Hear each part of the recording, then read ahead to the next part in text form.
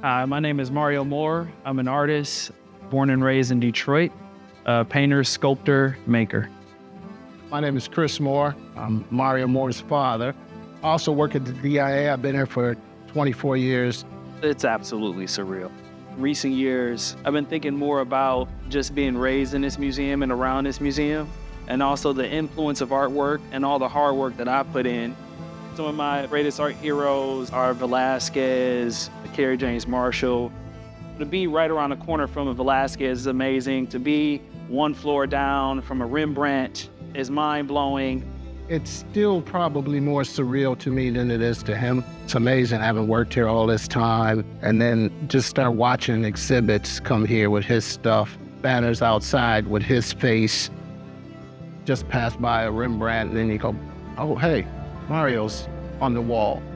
I saw the talent coming up. I saw the hard work. I saw the schooling. Everything was art. If anybody had a shot, he did. But you figure this African-American guy here, this black kid from Detroit, I don't know. But after a while, I stopped saying I don't know. And it was like, oh yeah, if it's gonna be anybody, it's gonna be you. You know what I mean? So here we are. Here we are. I think for me, growing up and seeing European paintings, I've always loved the grand scale. I've always loved the storytelling.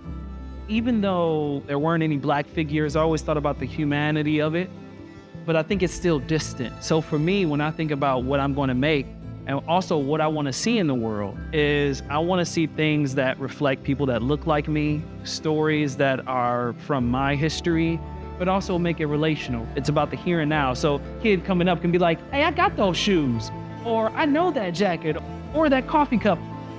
People can look at it and say, wow, this is amazing. This is in a museum, but it also feels like it's a part of me and a part of my life. You can feel like you can walk up to them and have a conversation or want to hear their stories. I think also for kids of color and all people to be able to view a group of black people sitting at a table is something that's not usually seen in art history. You know, I made it because I wanted to see it. When I was a kid, we used to look at Where's Waldo all the time. All the time. He'd bring all the Where's Waldo books and the papers, and we would go through that. And I think it's something really exciting about going to a painting and finding something new every single time you come to that painting. Portrait he did of me, I went to his house, and his wife is this extraordinary photographer. So I put on the fur, I did the whole Napoleon thing, and they took several pictures from that portrait cranked out. He captures not just your physical. I look at it and say, wow, man, you knew something about me, and that looks like that look on my face, like, you know, I'm just determined to get some things done. It's been a long road, but we got a little bit more to go. It was that kind of look.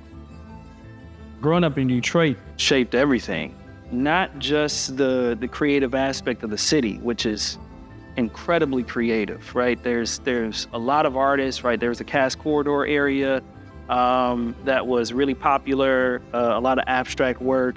My mother was showing, 90s, I would travel with her to all the openings, all the galleries. I learned how to paint in oils from a friend of hers, Richard Lewis, another Detroit painter.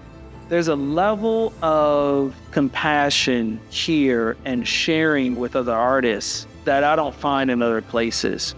When I got into grad school at Yale and I started interacting with all these East Coast artists, they started dropping all these names, and I wasn't familiar with a lot of people they were mentioning, but I realized in that program that I was one of the hardest workers in the studio.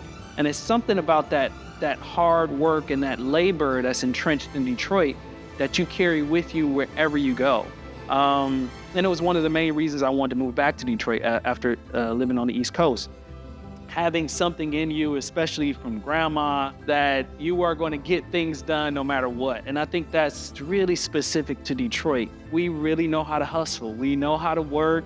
That's in our DNA. Growing up with my grandma, Helen Moore being an education activist, that whole idea around Black freedom, the possibilities of what you can be as a Black person is very, very specific to Detroit. I think even when Black people from other areas come to Detroit and there's like, y'all do things different here, you know? And I think that aspect has always been involved with my work, that I'm always grounded in an aspect of where I'm from.